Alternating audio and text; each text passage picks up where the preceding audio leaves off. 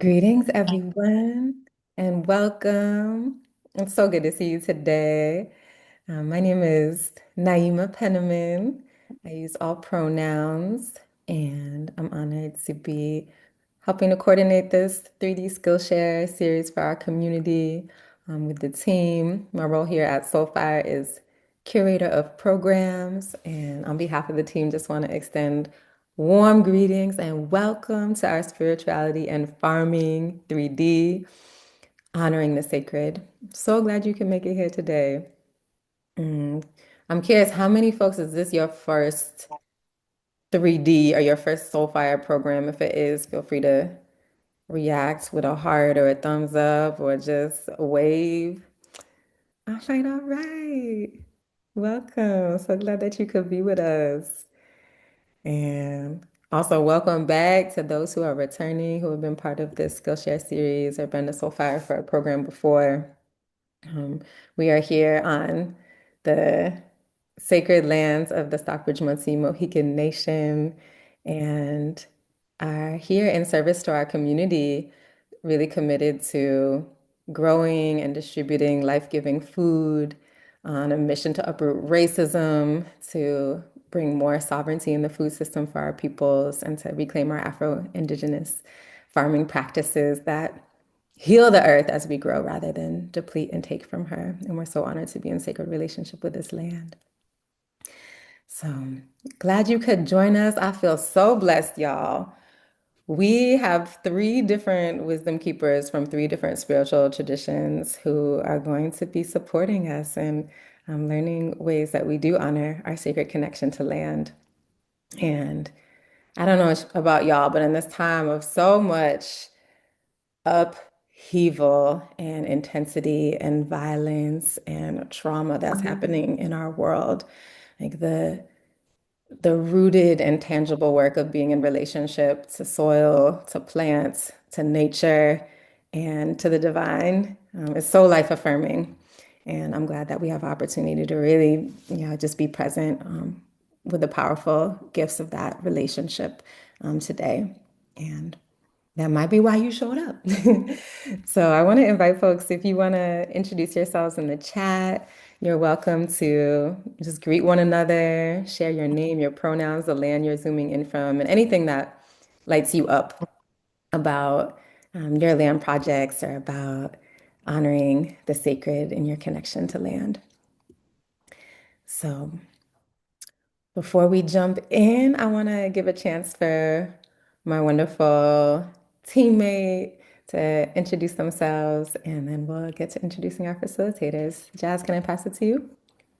Hi everyone, my name is Jazz. I use they, them pronouns, and I'm going to be holding down tech today. So if you have any questions, feel free to private message me in the chat or put them in the chat, and I'll do my best to answer them.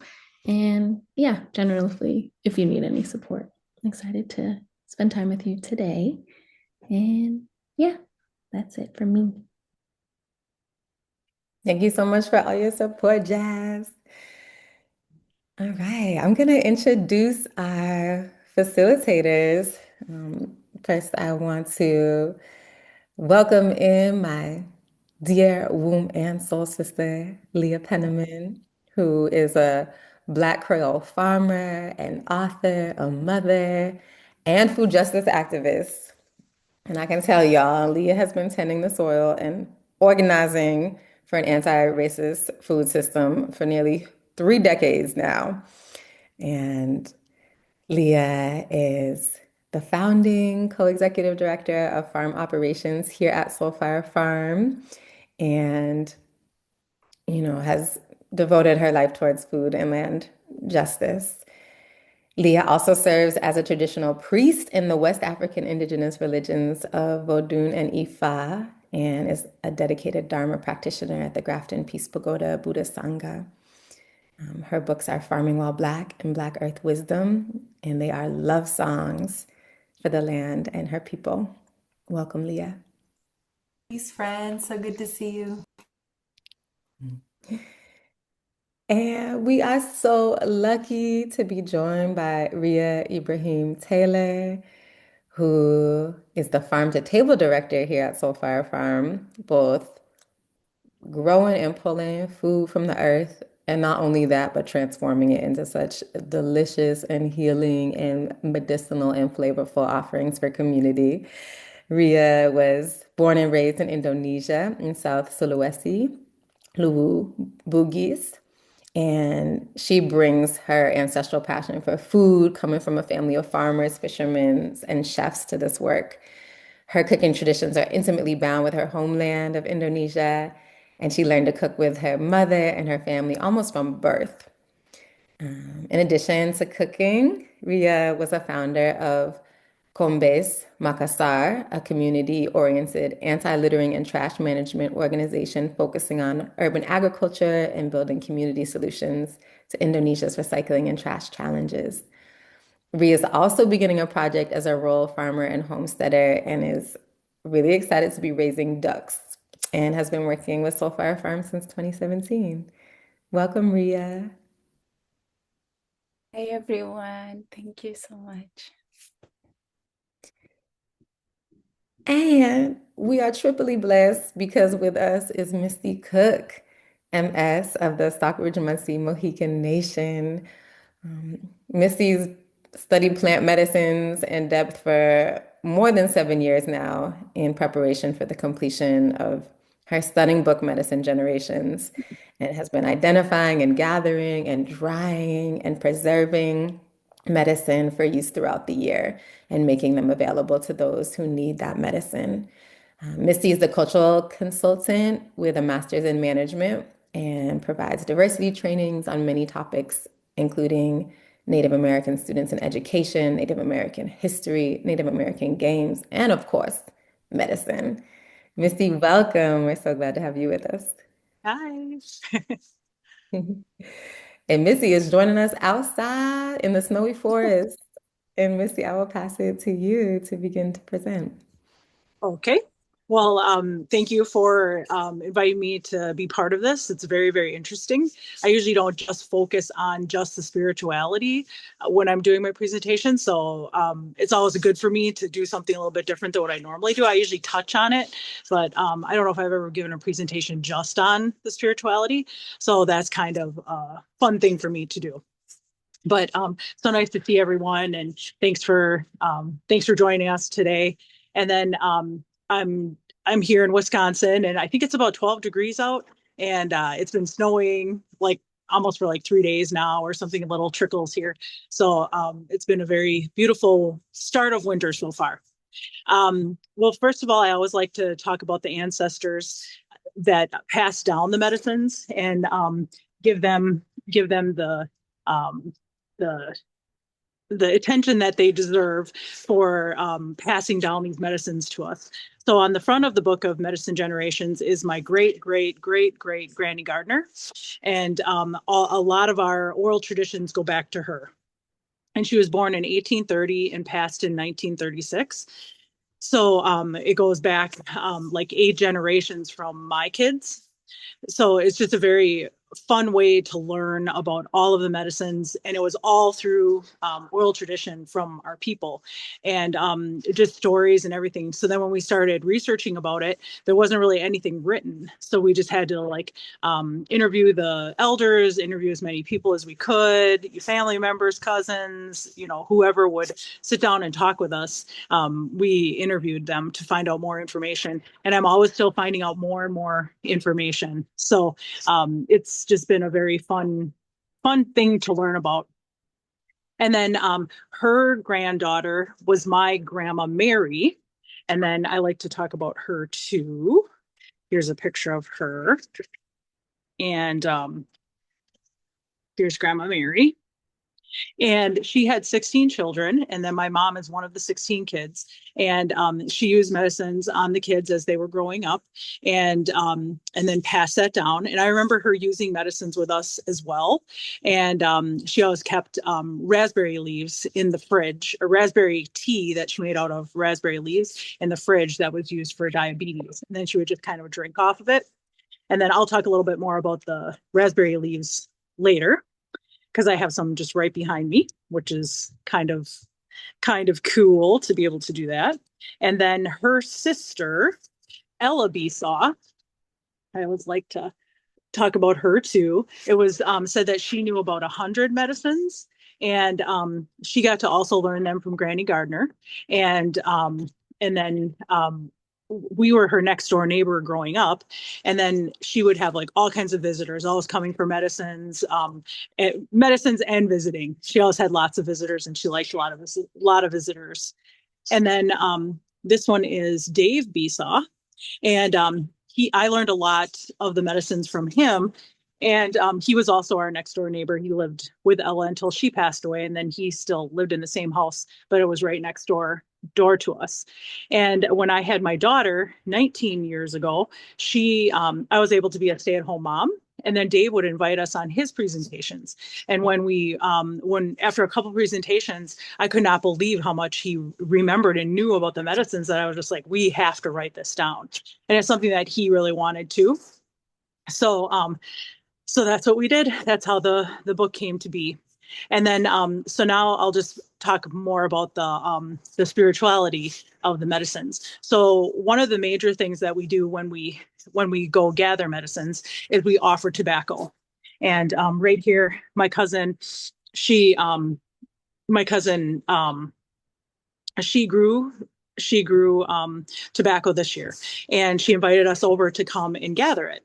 And so this is the tobacco, and then we hung it up and dried it, and then now it's all crispy, and then we put it in a jar, or however we're gonna carry it, and then we put it in our left hand. So when we pray or have good thoughts or whatever we're going to be doing, we put that, it comes straight from our heart through our left arm into the tobacco, and then we put the tobacco down when we're going to be gathering, and we put it down by whichever medicine we're going to be gathering.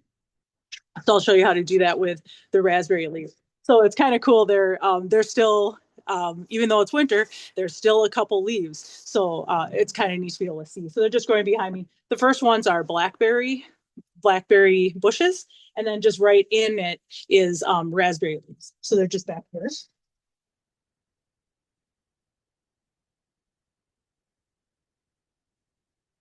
And then they're just right here.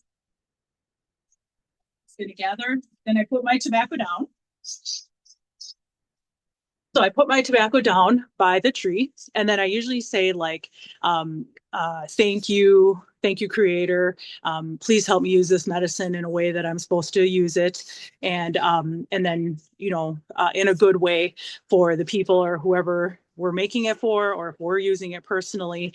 And then I just put it down and put the tobacco down by the plant, and then that's a thank you. It's an acknowledgement to the plant, and it gives us permission to take the plant. And then tobacco was given to us in ancient times to our tribe and our people for this very thing, tobacco knows that that's what is part of what it's supposed to do. And it knows that it was given to us, and we acknowledge and thank the plant as well. And it's just that give and take. So you're giving something in order to take something. Because a lot of times in American culture, it's, take, cut. Let's sell it. Let's make money off it until there's nothing left. And in the native way, it's you give, and if you're going to receive. So it's you're giving something in order to take it. And then the tobacco gives you the permission to do that.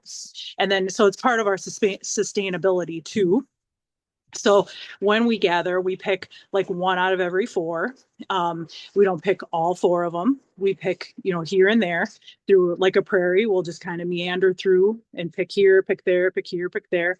And then when you look back, it doesn't look like you even picked, but you might have like a big bouquet of medicines in your arms.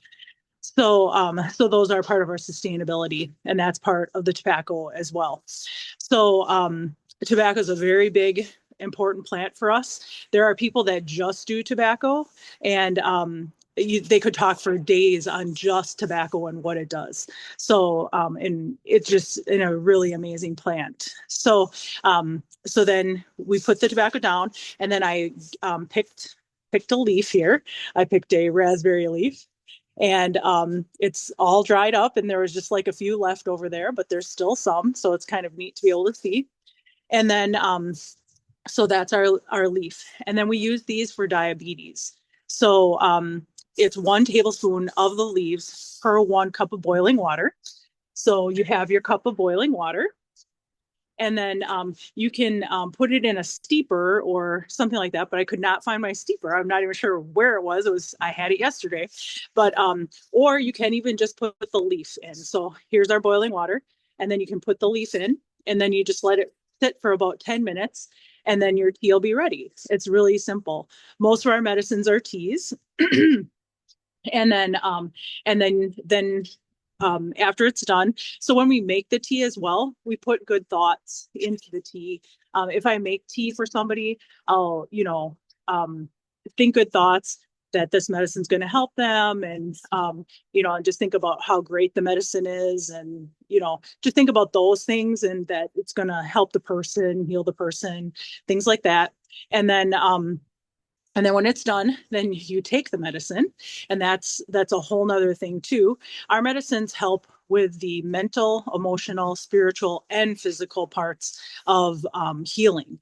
So a lot of times when we go to the doctor or something like that, it'll help us with our physical symptoms. But nothing is really ever mentioned about like the spiritual or emotional or the spiritual or emotional or mental parts. So with ours, when we drink the tea, you're thanking the plant. When you take the tea too, it just tastes so good. It makes you feel better. It's just like a really good feeling. It just kind of makes you feel better from drinking tea. And a lot of people like to just drink tea anyway, but when the medicines are in it, then there's that extra healing power. So for the raspberry leaves, it helps people with, like, if you're starting to get high blood sugar levels, and then it helps lower them. And it's along with healthy diet and exercise, but it will help lower the blood sugar levels in your system. And then you can drink about 3 cups a day of that to keep it going. For my grandma and Ella, they would always really amp it up when it was time to do their all of their things at the doctor, where they had to go and get all their tests and things like that. So they would amp it up, and then they'd always pass their tests and things like that.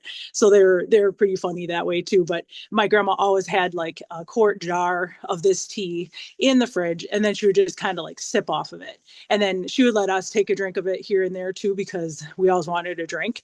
And then when she would make it, the smell of it and the taste of it remind me of her, because she really always had that tea in her fridge. So so then you took the medicine and it's helping you, you're putting that into your healing as well. And you're helping yourself by thinking the good thoughts and thanking the plant and taking the tea. You're helping yourself feel better, heal yourself, things like that. And then so that's all, those are all like spiritual and emotional things that it's just a really an amazing thing. Then after you drink your tea, then your leaves will be all they'll be all like wet and all used. And then what we do is we go put that out back outside and with a thank you. And that part, I know for some reason that always gets me. I just think it's like really an awesome thing to do because it completes the circle. The from giving tobacco, gathering the plant, drying it, preserving it, using it, and then putting it back out. So it's like a circle. So it's like medicine sovereignty, you could call it. And I just think it's like and a really amazing process. And when you can get to the point of doing it all yourself, it's a pretty amazing feeling. It's actually like it makes you feel very like powerful or just like it's just a really awesome feeling. And but it's okay if you can't get to the point of doing the whole thing yourself, or if you just do parts of it.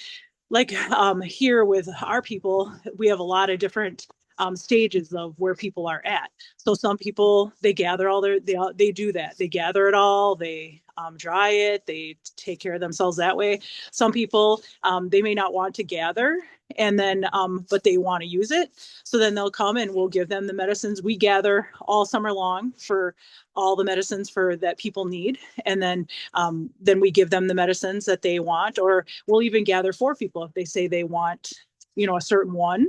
Sure, we'll go get it. But I gather enough for everyone so that like in the dead of winter, we'll have it if they need it. But it just we kind of just work with whatever people need. So so then so we have all the medicines for whatever stage people are at. But or like if you can't gather in the wild, all the medicines that we get are just wild medicines that grow. We don't plant them, they just grow wild, and those are the ones that we go with. And I do that because we're sticking to like the way that it's always been done.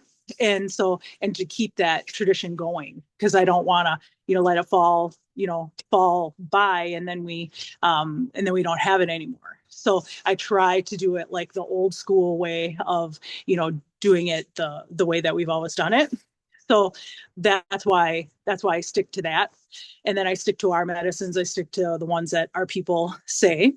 And then also so then we do that for every single one of the medicines with using them and then putting it back out to the earth and with a thank you.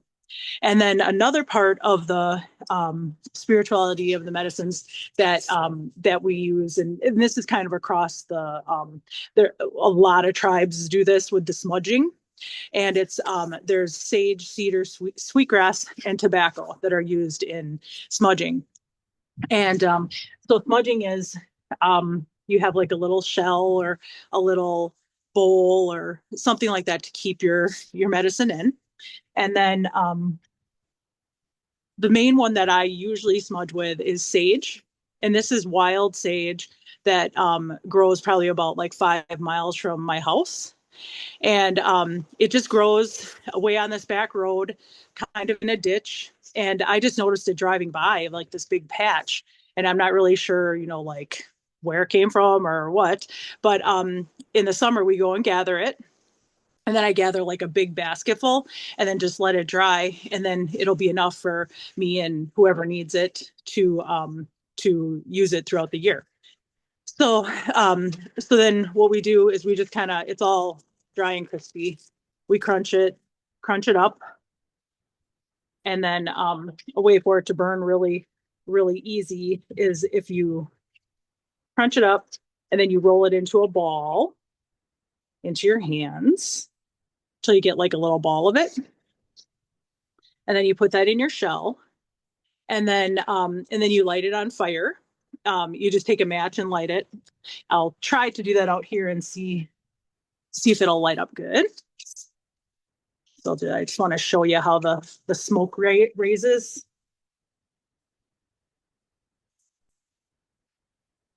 Okay, I think the wind's going to probably blow the match out, but you would just light up the sage, and then when the sage lights up, it'll smoke. Smoke will come up, and then the smell of the sage is a really good, like, relaxing smell.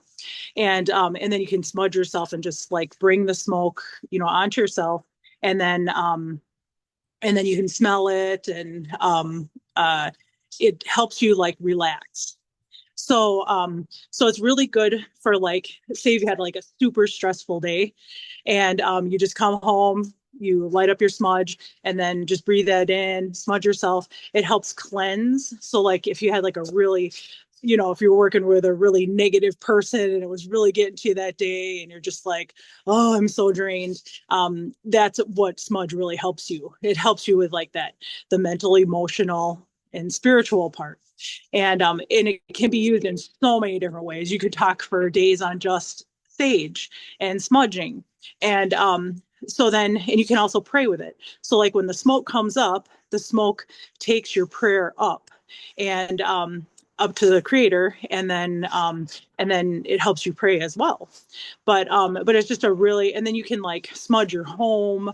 You can just smudge a lot of different things to, like, get the negativity out. You open up the windows and the doors, and you smudge, and then you let it out, and then it just helps you like release that. So then your house smells like it. So it smells really good. It's like a really relaxing thing. But it's just amazing that we have medicines that help with those things, the mental, emotional, and spiritual parts, like for depression, or if you're feeling kind of down, things like that. If you smudge, it really helps you feel better that way. And it helps you do something to release whatever is stressing you out, or whatever problems or things like that too. And then the other medicines, they all have different parts of it too. So they help with all kinds of different things. So it's a pretty amazing one when it comes to like spirituality of medicines. But I don't want to take up all the time, so I'm gonna stop now. But then we can have questions later, or whatever. Okay.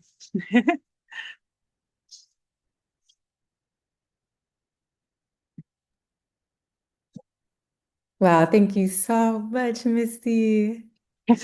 Really grateful for everything you shared and demonstrated and showed us. What a gift. Um, I'm here with my smudge medicine right now, inspired to take in some of the smoke. Thank you so, so much. Um, all right, we're gonna pass it on to Leah to share next. And after that, Ria will go, and then we'll have a chance for some breakout rooms. And please just see my note in the chat if you're in a place where you're unable to participate. It'd be helpful to know. All right. Thank you again, Misty, and passing it to you, Leah. Thank you so much, Misty. My eyes are misty, pun intended. Your tenderness with your plant relatives and that commitment to the full cycle of reverence, all the way to the spent tea leaves, touched me deeply today, sister. You have touched me deeply. And I just want to thank you so much for modeling what this is. And it's just so clear that you just walk in your lineage with strength and honor, and I just feel very, very blessed. So thank you for that. And I just want to give us a moment to breathe in the wisdom that Misty just shared before I start, because it's beautiful, so beautiful.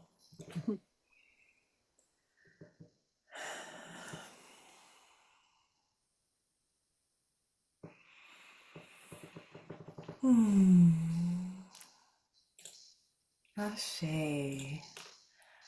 All right, good people. I'm gonna share some slides with y'all.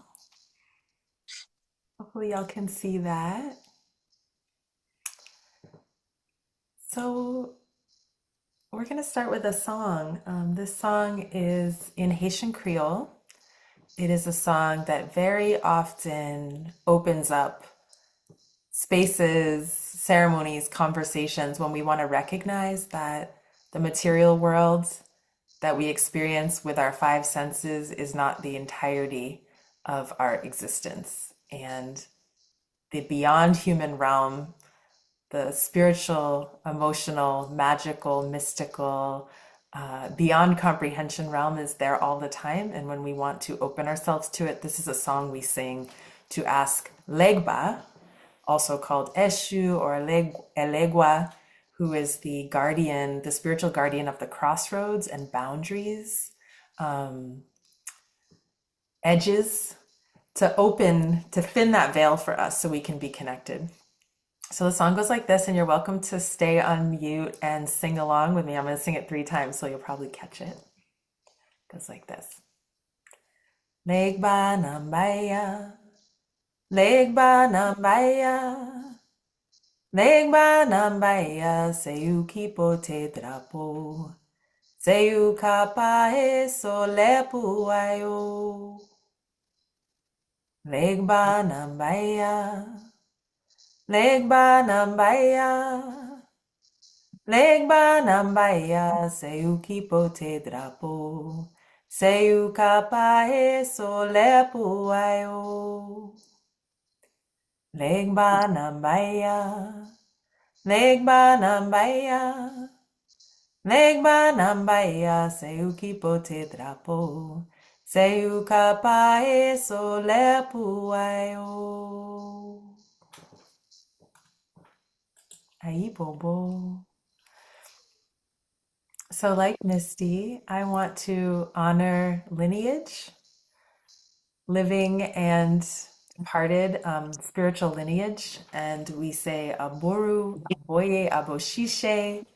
May the offerings be accepted, and may we be blessed. And so the teachers that I want to name today include the Queen Mothers of Croboland and Ghana, West Africa, who taught me as a young adult about African traditional spirituality, Afro-Indigenous spirituality, and the way that that translates very practically into serving our communities, our human and beyond human communities. I want to thank Adekoya Egumbumi and Awishegbai Wande Abimbola for being my teachers in the Ifa tradition and the Orisha tradition, and also Awo Onigbona Shangofemi, who I study with regularly and continue to learn.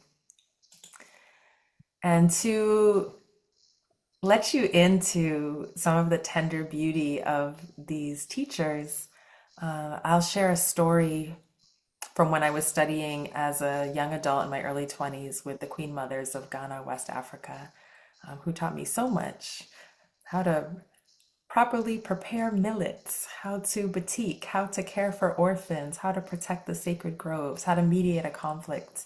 They really were the community and are the community glue in so many ways. And they queried me one day. They said, Amidede, which was my name there, Amidede, is it true that in the United States, farmers will put seeds in the ground and they won't pray or dance or sing or make an offering or even say thank you to the earth, and then they expect the seed to grow and nourish them?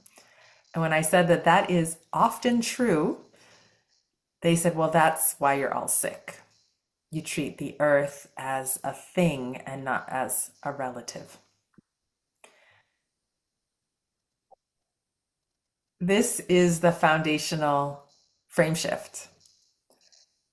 Colonial thinking, racial capitalist thinking would have you believe that human beings are the ultimate jewel, crown jewel of creation, and forget that we are actually the younger siblings. We are junior to the hawks and the eagles and the pine trees and the tobacco. They were here first. They have the wisdom of ages, and we owe our deference and respect. We are not entitled to a harvest. We are very, very, very fortunate that the earth gives us sweet potatoes and collard greens and scallions. That is not guaranteed. And so to take a posture of ecological humility and offer gratitude and offer offerings was the teaching that the first time I was exposed to that teaching in such a robust way was from these dear elder women in Ghana.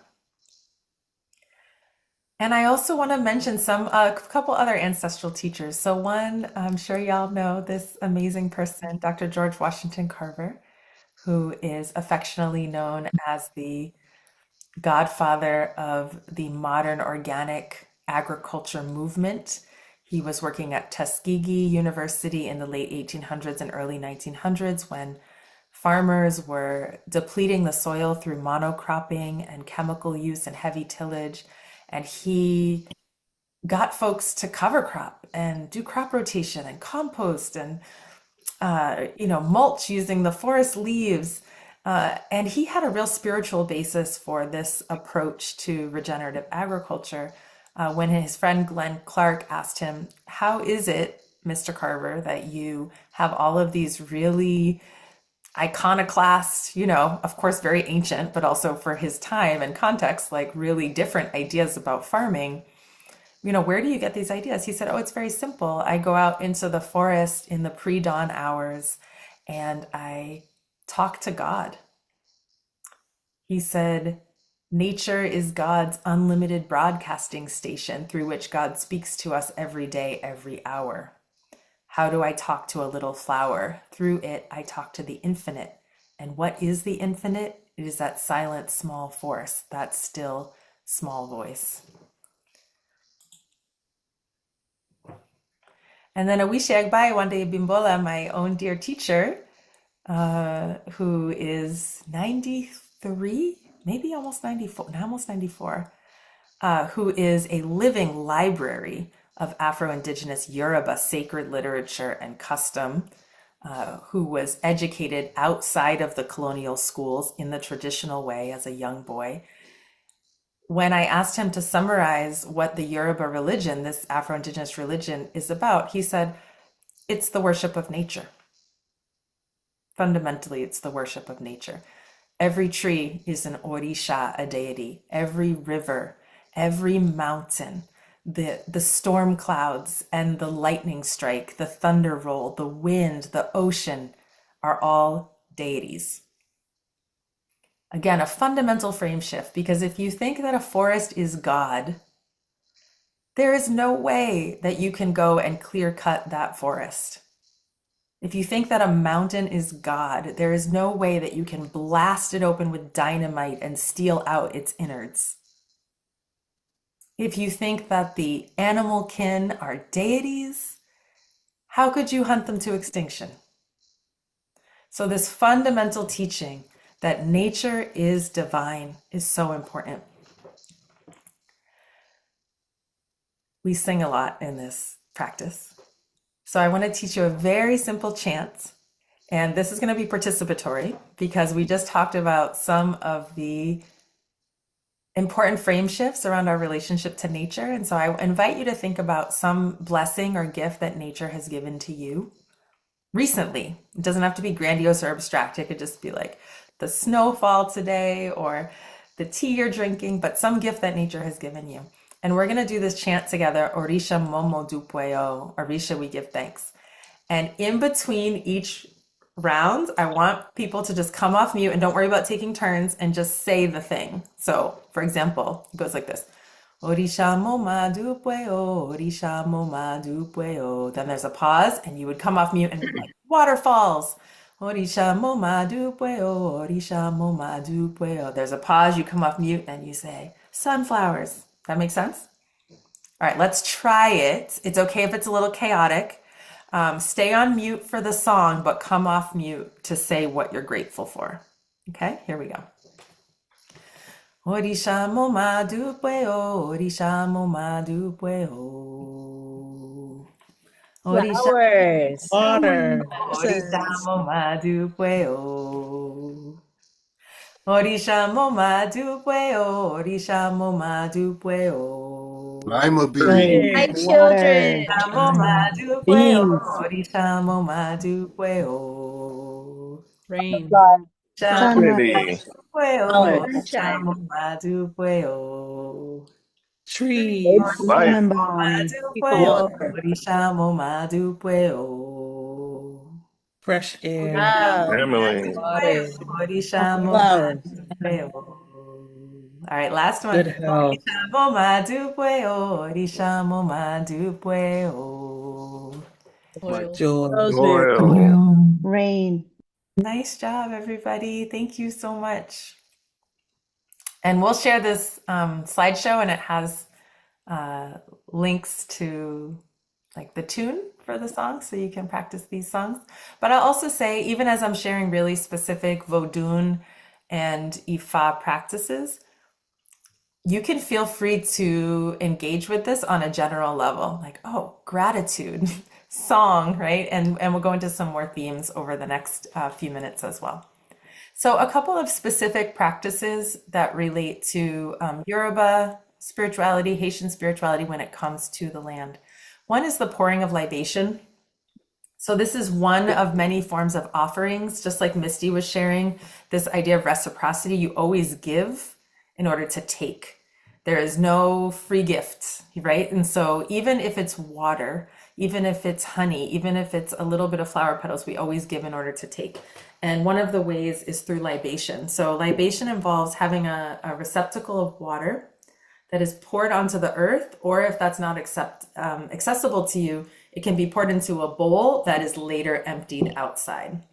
And so with libation, we say mojuba or ibashe, which is a way of saying I pay homage to or give thanks. And then we list out the different things that we want to offer our humble acknowledgement of. And so I've listed here the names of certain orisha, but you could also do a mojuba or a libation where you say in whatever language is most comfortable for you, whether that's, Spanish or Bugis or English, what those elements are that you're grateful for. So for example, it might sound like mojuba yeshu, mojuba aida wedo dambala, mojuba rumila, mojuba oloku, mojuba osai, mojuba shango, mojuba oya, mojuba egbe, mojuba ona, ile, ore. Ibashe to my parents who raised me. Ibashe to my teachers and mentors. Ibashe to my friends and family and coworkers. Ibashe to my neighbors. Ibashe to all of the plants and animals and fungi that live here on this land with me. Ibashe to my ori. Ibashe to all those who've helped me on my destiny. Or I pay homage to the sky. I pay homage to the soil. I pay homage to the trees. I pay homage to my friends. I pay homage to my sweet dog Jax. I pay homage to the maize plant. I pay homage to the sunflower plant. I pay homage to chanterelles. Ashe, ashe, ashe. Libation. I also want to mention the practice of sacred groves, which is quite ubiquitous in Afro-Indigenous religion. A sacred grove is an area of land that's set aside for non-extraction. Whether you're in Ghana or Benin or Togo or Nigeria or Cameroon, you will find sacred groves in every community that has not succumbed completely to colonization, where there is an area of forest, usually around a wetland or a water source, where the only allowable activities are sacred activities. These preserves have 3 times as much biodiversity as national parks in West Africa. And it's been recorded that 80% of certain endangered species, like turtles in Ghana, survive in these sacred groves. And so if you have access to land, designating a portion of the land as a set aside where only sacred activities can happen and where the animals can have a home and not be disturbed is really important. I know at Soulfire Farm, something we've done because we're on 80 acres is we've limited the human construction to less than 10 acres with 70 acres as forest, because there are bears that live there and coyotes that live there and spirits that live there that is their home. And so rather than spreading out like everybody has 5 acres and spreading out, like concentrating the human activity. In a similar way, and Wangari Maathai talks about this, having an altar or shrine space on the land, often a really big tree, is a good practice. For us, we have a grandmother pine on our land. In Haiti, the mapu tree or the saiba tree is used, and it's called a potomitan when it's used in a sacred manner. So a potomitan, like a center post, is a connector between the world below and the sky above and all of the beings in between. And it's a really powerful place to pray and to make offerings and to gather. And I put this Wangari Maathai quote up because she talks about the sacredness of the fig tree in her community in terms of being set aside for a sacred manner and not being used for any type of extraction. So Wangari Maathai's mother explained to her that like the fig tree, you never take firewood from it, you don't cut it, you don't burn it. And it's because the fig tree is sacred, and also the fig tree is sacred because its roots protect underground water reservoirs. And so the reverence for the fig tree also meant the continuity of the water system. So with libation, I've started to talk about this practice, but I'll share a little bit more about it. So offering water on the ground as libation is one way to do what we call ebo. Ebo technically translates as sacrifice. Sometimes people say offering or gift or reciprocal exchange. But this idea that we need to participate in the reciprocal nature that is the fundamental law of the universe. Everything gives and everything receives. And the traditional offerings in Yoruba land are three. They are honey, which is oyin, red palm oil, which is epo, and some kind of clear alcohol, which is oti. And so very often what we'll do when we're praying is, well, it's cold here, so the epo needs to be melted, whereas in Nigeria it would just be liquid at regular ambient temperature. But we'll pour out honey on the ground, we'll pour oil on the ground, we'll pour the liquor on the ground, and we'll chant this refrain, Oyin malero, oyin malero. Ayala oyin malero, epo malero, ayala o epo malero, oti malero, ayala o oti malero.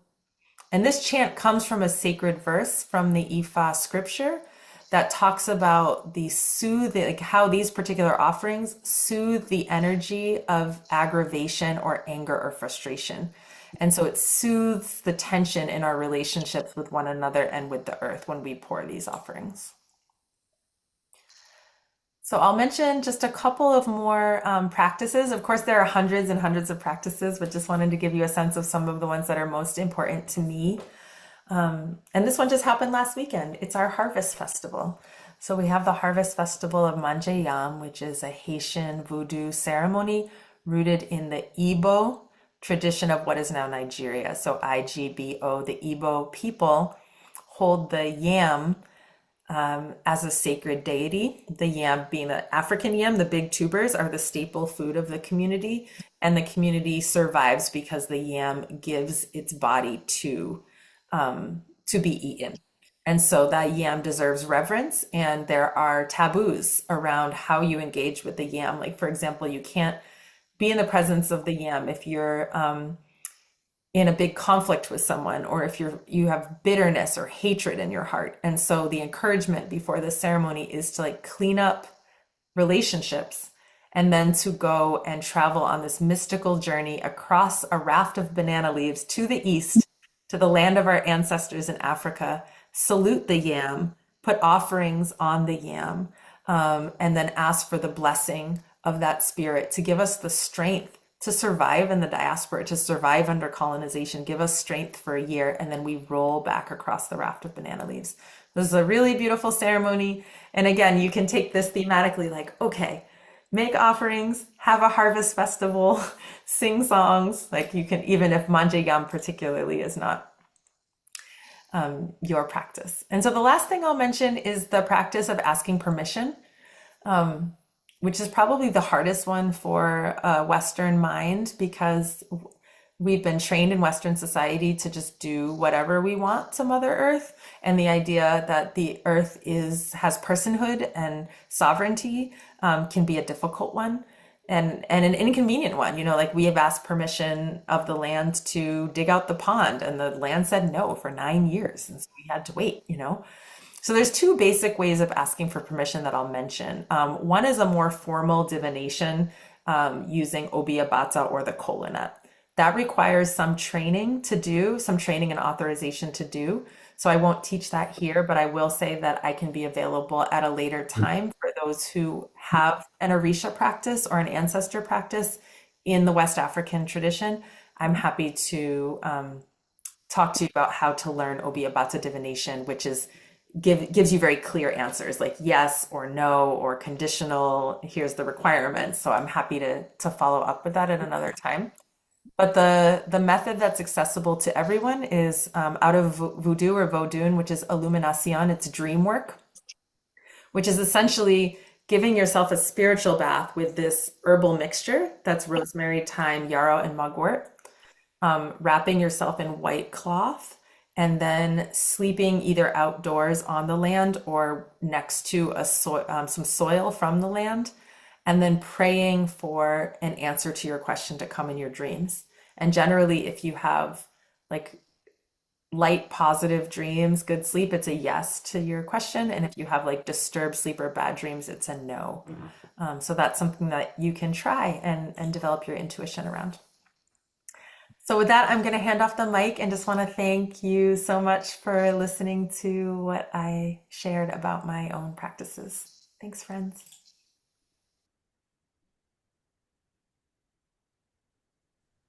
Thank you so much, Leah, for all of the wealth of wisdom and practices that you shared with us with such deep reverence and relationship to the divine and all that is. What a gift. Mm. All right, y'all, let's take a deep breath to integrate that, feel the echoes of the songs, the echoes of the gift that we just received in our hearts. Mhm. And we will turn our attention to Ria, who will continue to pour on more sharing for us. Ria, I'll pass it to you. Thank you very much, Naima and Leah. That was so beautiful and just deep in my heart and seeing the land with all the practice. Yeah, the Manjayam was so beautiful. Oh, I want to take a deep breath.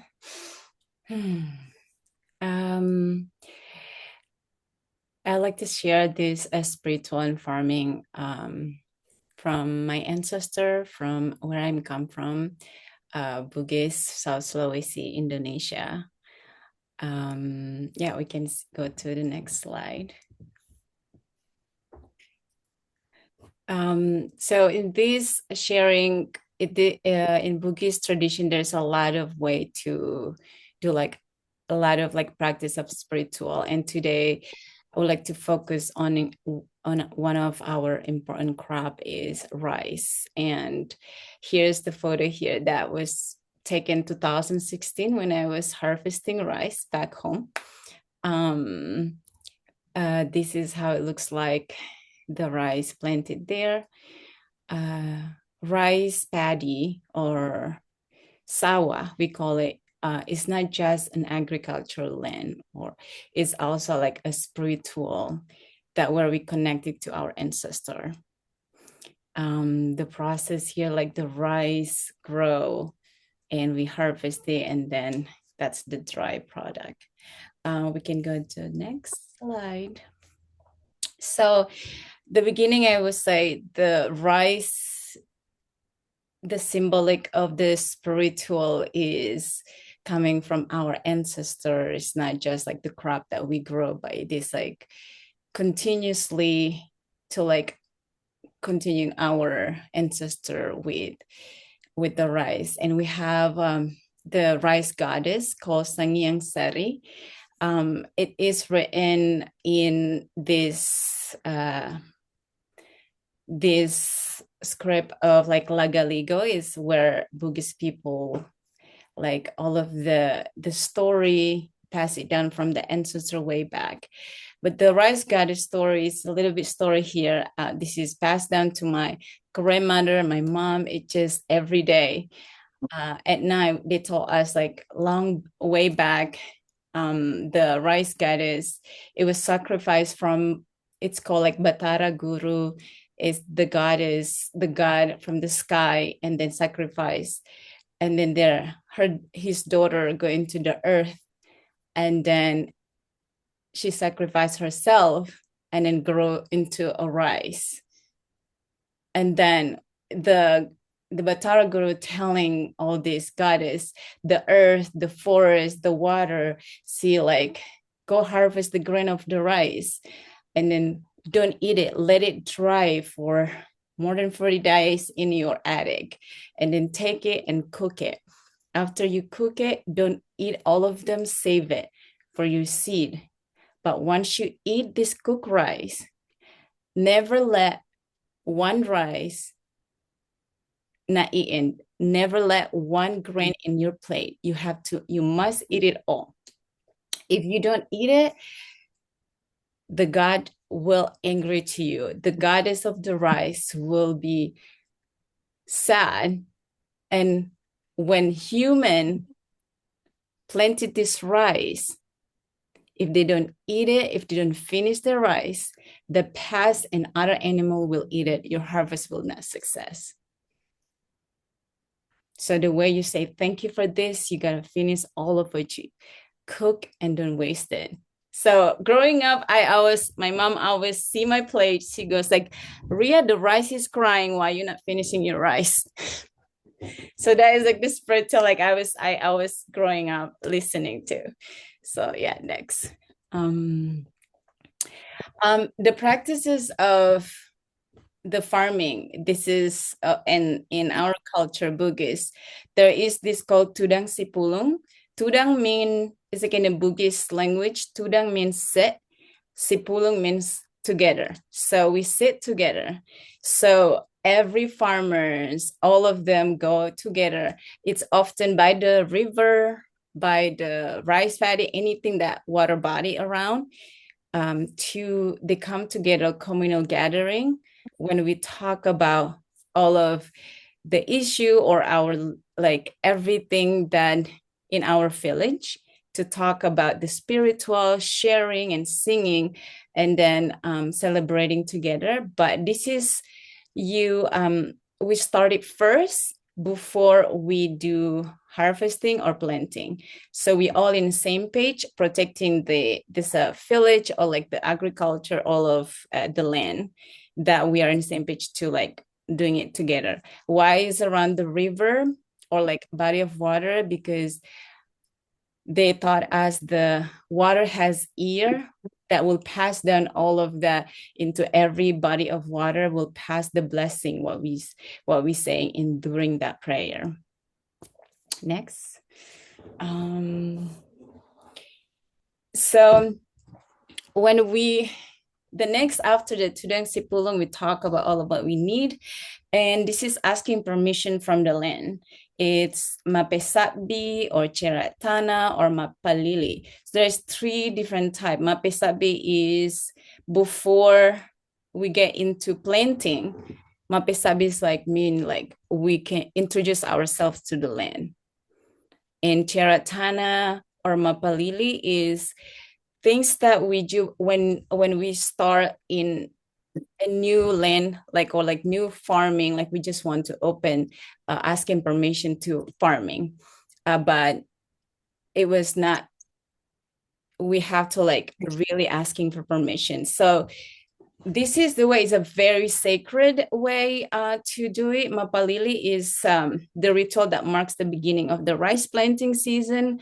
It's not only rice also, but we can do like a fish farm or any other farm, but the offering will be different. But today I'm just want to focus on the rice. And the ceremony is performed to express gratitude for peace and proper prosperity, and to ensure successful and abundant harvest and harmony lives in the community. So all the community, all the village come together. And in Bugis culture, we have called like Sandro or Bisu. In our culture, we have a 5 gender. So the reason why I mentioned this, because so the gender is like there's Orani, Makunrai, Chalabai, Chalalai, and Bisu. Bisu is a sacred gender that embodies all genders. That's who lead this spiritual. They are a spiritual leader that opening the offering and to give, asking permission from the land to open the rice field.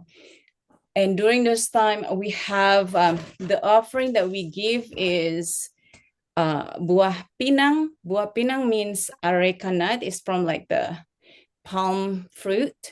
And kapur siri is limestone or alosi, or the down siri is like piper beetle. I don't know how to translate in English, but that is, and we also sacrifice chicken for that, the bigger, for when we opening the new land to like doing farming.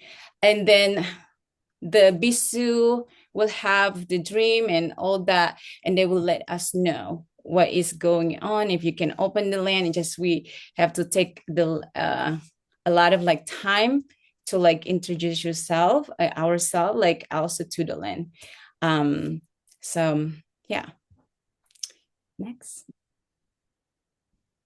And then once we like, let's see, we like get permission to open like starting the planting and all of that, we also choose a seed. And the seed of the processing to asking for a seed is, it needs to be choose from like a child holding the seed, and then they will hold the seed with them, especially the rice seed, like they put in on top of the house, and then the child with a pure heart will purify the seed. And because my mom always told me that when the child holding the seed, the pure heart from this child will like transfer to the seed. And that's like, it's process taking like choosing the seed, what we have, and then how to like transferring that. And after that, we use star constellation for each planting season. So on this left, if you see there is this like handwritten is the how they definition for like to choose the right season for planting. Bintang means star. Walwe, for example, here, Bintang Walwe consists of 2 adjacent stars. It could be seen at dawn from the southwest on February 1st to 7. If these two stars are in parallel position, it's called like makarateng. It marked there should be no transaction in the field, such as mortgage field or worker replacement. So during this time, the farmer will like really pay attention, like all this like month, like it's giving so much like thinking of like, oh, this is Bintang Walue today, or like this month, we cannot make any big decision for this. We cannot rent the land. We cannot do this. We should just do what we need to do, and then see the next star coming. Or yeah, so Bintang Charobay Tanray, this star visible at dawn on 27 June 29, heavy rainfall and strong wind. So this time we just like really during that time, oh, we cannot plant this seed, or yeah, that's based on this chart, we can like it determine how we want to planting stuff, or like how we want to make decision around farming. Next. Yeah, and also like the way we predicting the weather here, as a farmer here, you know, at Self Farm, or like here back in this land, sometimes looking at like for me, like gardening, looking like the weather chart. It's like important to see weather chart. But back at home in Indonesia, the way they like how to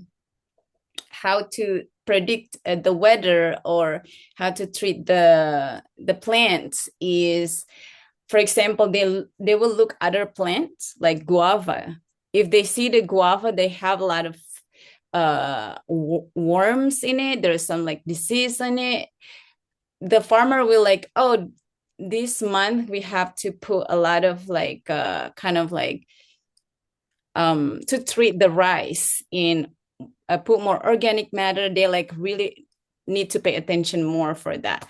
And then mango flowers, all of this, like they will like look at coastal area of like high tide or high tide. They will be like, oh, we're going to have a big harvest this season. Next. So yeah, this is a little bit of like how we determine like bad day and good day for making decision during the week. So for example, there is lobang. It was empty on Friday. Morning means lobang or empty at 6 to 9.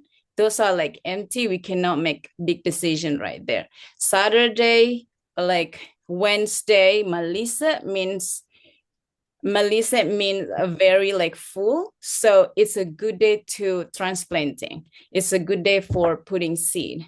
So anything like empty, we cannot transplanting or something like that. Next. And then the last one is mapadendang. Mapadendang is when we harvesting. This is the celebration. The whole village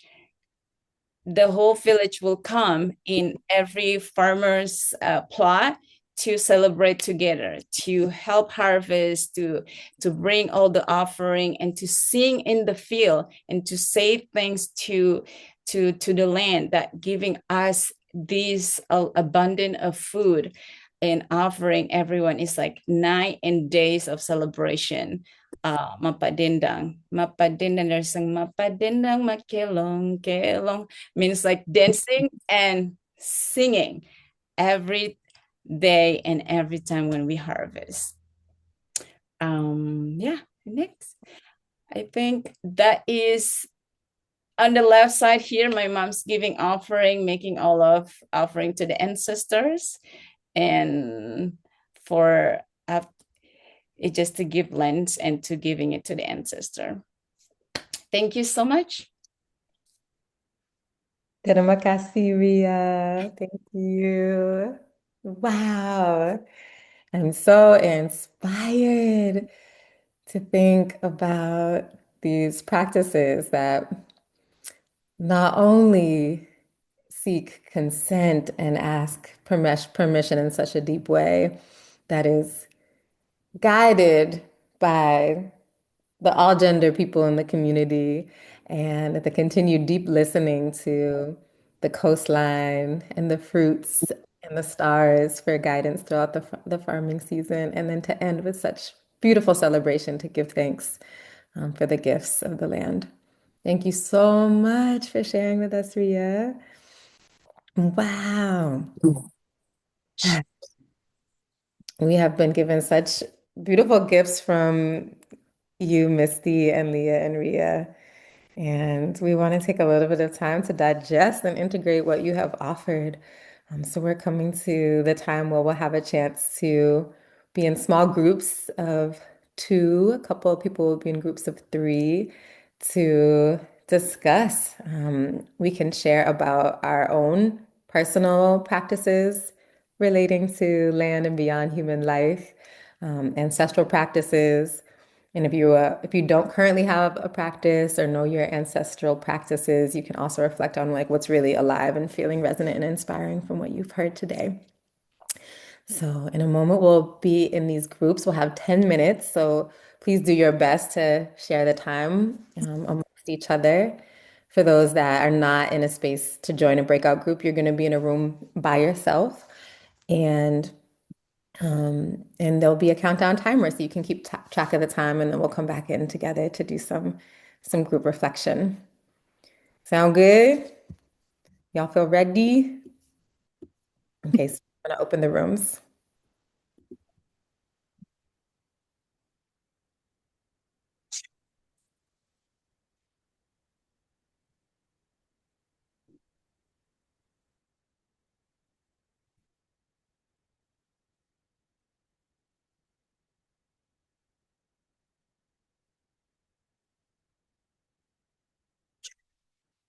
Hello. Hi. Hi.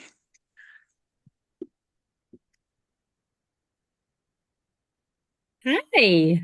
Hi, Hello. everyone. Hi. Can I find my room? I'm gonna make sure that you get into a room. Okay.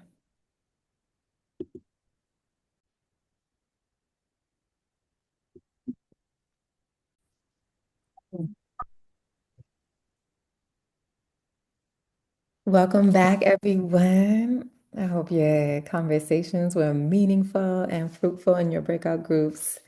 Thank you so much for taking the time to build and reflect with one another.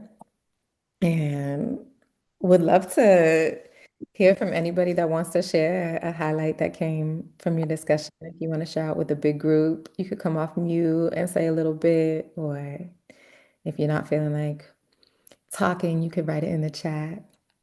But yeah, I would love to offer just a couple minutes for any reflections out for the big group around, yeah, the practices that you hold dear.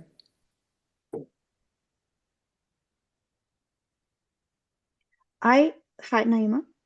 It's Nicole. What up? So good to see. You too. Sorry, my phone died in the middle of that. I was like, ah.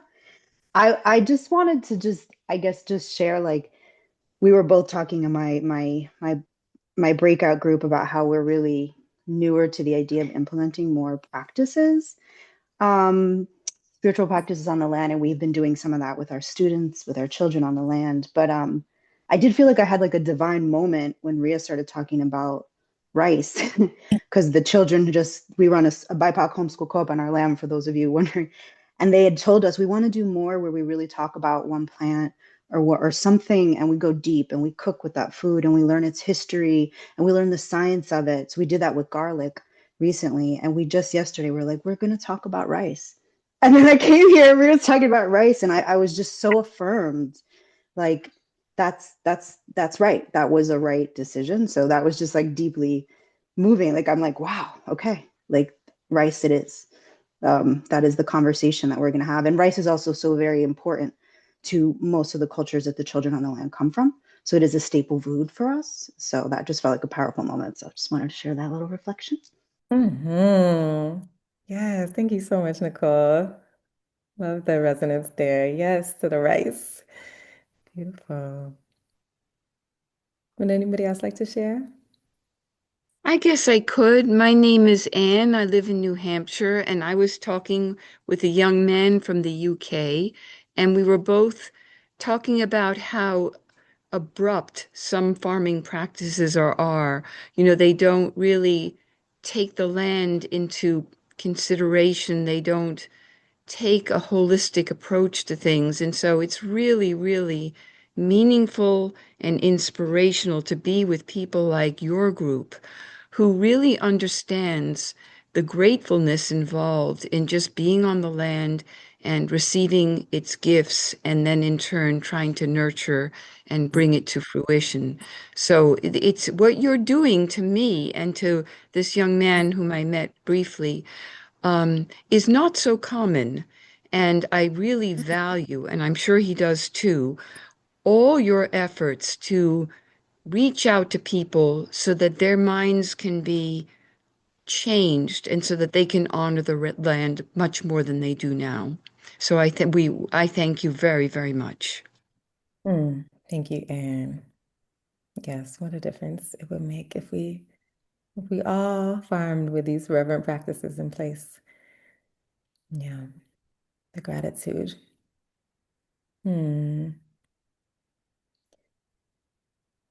So, my friends, we have 7 more minutes together in this space, and we want to offer the opportunity for your voices to come in. If there are questions that you have for Ria or Leah or Misty, or more that you want to offer into this space, you're welcome to come off mute and go ahead and ask your question, share your reflection, and I'll also read aloud the things that are coming in the chat that haven't been answered yet.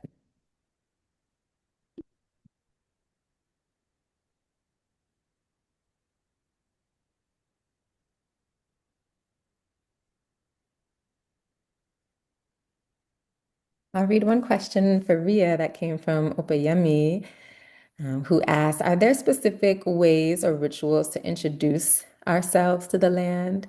And is all land amicable to human contact or friendly and welcoming to human contact? What do you think, Ria?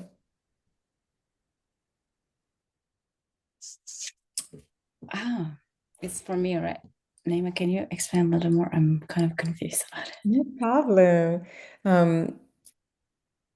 Opayemi is wondering if there are specific ways to introduce ourselves to the land. Like, how do we, make ourselves known? And do you feel like all land is welcoming of human contact, or is there some land that's like maybe doesn't want to be in relationship?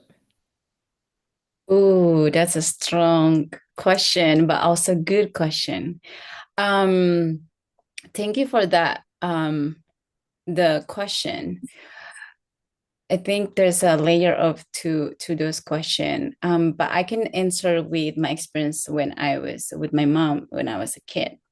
Asking permission to the land is a many level of like, are we going to want to grow something or just really try to introduce ourselves to the land, to take a medicine, or what is our intention for the land? And is there any land that is not for us to go? Like in Indonesia, there is a lot of indigenous land that outside people you're not allowed to come in. So like if you are meant to be there, you will be there in a way that naturally, organically to be like your journey will be there, but not planning like, oh, that looks beautiful, I want to visit that. I think for me, asking permission from the land is we happen to be there in that land. We always have to introduce ourselves to the land. And then, I think it's just like always go into our heart, like, and like asking intuitionally, because every living thing, there is always spirit in the land. And so. Thank you so much, Ria. Appreciate that. And y'all can feel welcome to also answer each other's questions in the chat. Like Rain's wondering about knowledge or a connection to East African land-based spiritual practices or book recommendations. So if you have one, please share. Also welcome our facilitators if you have an answer to Rain's question about that. And Misty Joan is asking, if you don't have tobacco, is there some other plant that you could substitute? Yep, that's a really good question because some people they aren't familiar with using tobacco. So I think what I usually tell people is like if there's some kind of plant that you grow that you really love or that's really special to you, or you could grow that, dry it, and then use that as a tobacco, or put that down as an offering. It's pretty much just an acknowledgement that you're acknowledging it. You're giving something. And I mean, in other tribes, people use like flour or corn flour or pollen, things like that. So it can kind of be whatever's special to you. And it's really just that acknowledgement that's really important. So, even people will put down a penny. Like you could maybe I don't have my tobacco, but I have a penny. You could put down a penny, things like that. So yes, you can use, something that's really special to you. Thank you, Misty. Appreciate that. The final question we'll have time to answer out loud is from Rain for Leah. I've heard you speak about the conditions the pond had before it was transformed, one of them being about protecting children. Can you share a little more about that protection for children and the Orisha that asked for this?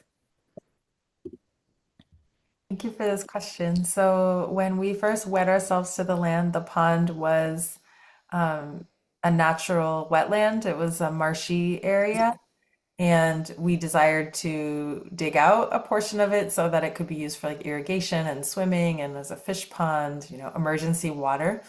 And so we cast Obi Abata, which was the divination system that I alluded to briefly, and received a no for many years. And then on it was the ninth or the 10th year, but we received a conditional yes. And so inquired about the conditions and received affirmation that our relationship building with the land over time and with the waters over time had built trust, but also that we had a responsibility if we're going to make this water body, like the protection of life in it and around it would be really important. And that included like lifeguard safety equipment and making sure like part of the pond entry is really gradual so children can play safely, signage, and reminding people to swim with a buddy. And so all of those things to protect our community.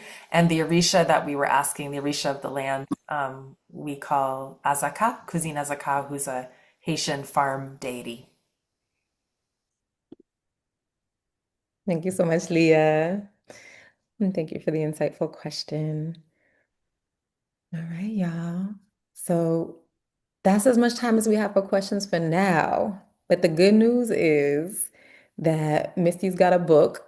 It's called Medicine Generations, that is full of so many beautiful plants that are native to Mohican territory and their properties and preparations. And Leah has two books that are really relevant to this topic. I highly recommend reading Black Earth Wisdom. And also, the third chapter of Farming While Black is dedicated to spirituality and farming. So you can go deeper by reading those. Jazz, thank you so much for putting it in the chat. And just want to give a shout out that Massive Bookshop is carrying all three of these books I just mentioned in a great way to source the books. It's an anti-profit abolitionist online bookstore, and it raises money for bail funds and prisoner support and also sends books through prison book programs. So go ahead and get your copies, learn more. We'll also be sharing some follow-up resources with you after. And as a closing reflection, if you have a moment just to share in the chat, if there's one practice that you're inspired to bring into your own work with land, whether that's pouring libation or making offerings or making sure not to waste a single grain. Like, what is something that you want to commit to and carry forward that you learned today?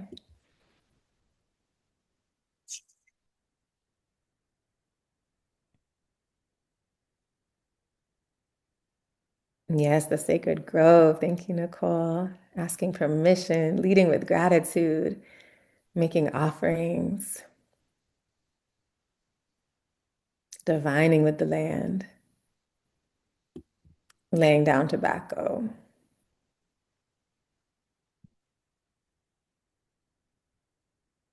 Learning more, connecting with the land, harvesting with offerings, listening to the waters and the prayer songs. Yes, honoring the full circle and the earth is our relative. Staying connected and grateful to Mother Earth always. Yes, y'all. Let us go forth and do these things. And I know we will feel so held in kinship with the earth the more and more that we treat her as relative. Thank y'all so much for joining. Let's sing our way out of here. If you want to come off mute and make a joyful noise, we'd love to hear your voices. And thank you again so much, Jazz, for getting this workshop, and Leah, Ria, and Misty for all that you offered us today. And thank y'all so much for coming. Thank you. Thank you. Thank you. Bye. Thank you. Thank you. Thank you so much. Goodbye. Thank you. Thank Bye-bye. you. Thank you. Ashe.